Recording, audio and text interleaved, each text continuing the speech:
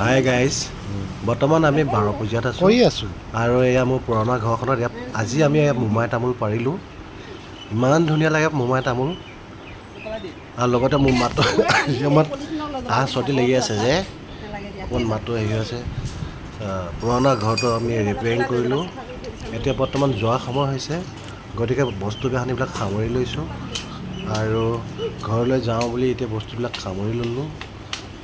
আৰু এইবিলাক এই নতুন বস্তু এটা, এয়া হ'ল ব্লেকবেৰী বুলি কয়। নতুন বস্তু এইটো, খাই ভাল লাগে, জ্বলা জ্বলা লাগে, ছেম জামুকৰ দৰে। আৰু পলিথিনত আছে আৰু আমাৰ এটা নেমু, কাজি নেমু নহয়, এইটো হ'ল ইলাইচি নেমু। বৰ ধুনীয়া গোন্ধ লাগে, খায়ো ভাল লাগে। আৰু ঘৰৰে এইটো এটা অমিতাও আছে লাগি, এটা ছিঙি ল'লোঁ। গতিকে এতিয়া লাষ্টৰ সময়ত যাবলৈ ওলালোঁ। বাই।